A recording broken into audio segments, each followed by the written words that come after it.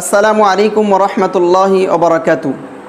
অনেকেই বলেন যে হজরত ঈসা আলাইহিস সালাম এবং ইমাম মাহদি দুইজন একই ব্যক্তি। আসলে কি কথা সত্য? উত্তর হলো না। হজরত ঈসা আলাইহিস সালাম এবং ইমাম মাহদি দুইজন ভিন্ন ভিন্ন ব্যক্তি, দুইজন কখনোই এক ব্যক্তি নয়। দুইজন যে ভিন্ন ভিন্ন ব্যক্তি, এর মধ্যে অনেক পার্থক্য রয়েছে। তার মধ্য থেকে তিনটি মৌলিক পার্থক্য প্রমাণ আপনাদের সামনে পেশ করছি। নাম্বার 1, হজরত ঈসা ইবনে মারিয়াম আলাইহিস সালাতু ওয়াসসালাম তিনি হলেন একজন নবী ও রাসূল।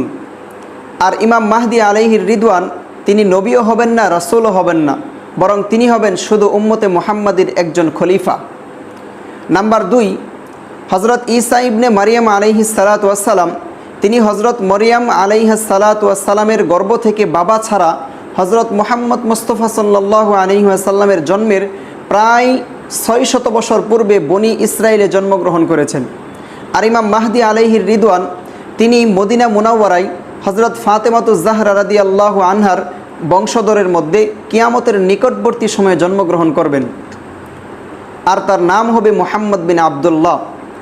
এজন্য দুইজনের মধ্যে পার্থক্য রয়েছে, দুইজন এক ব্যক্তি নয়।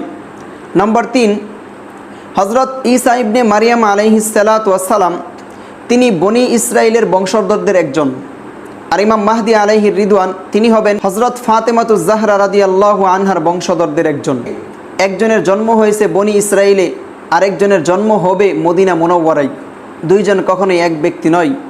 এজন্য এই হলো তাদের মাঝে মৌলিক তিনটি পার্থক্য। এছাড়াও আরও অসংখ্য পার্থক্য রয়েছে, যার থেকে স্পষ্ট বোঝা যায় যে হজরত ঈসা আলাইহিস সালাম এবং ইমাম মাহদি দুইজন ভিন্ন ভিন্ন ব্যক্তি, দুইজন এক ব্যক্তি নয়। কাজেই এই ব্যাপারে আমাদের সকলের আকীদা পরিষ্কার এবং বিশুদ্ধ হওয়া উচিত। আল্লাহ তাআলা আমাদের সকলকে তৌফিক দান করেন।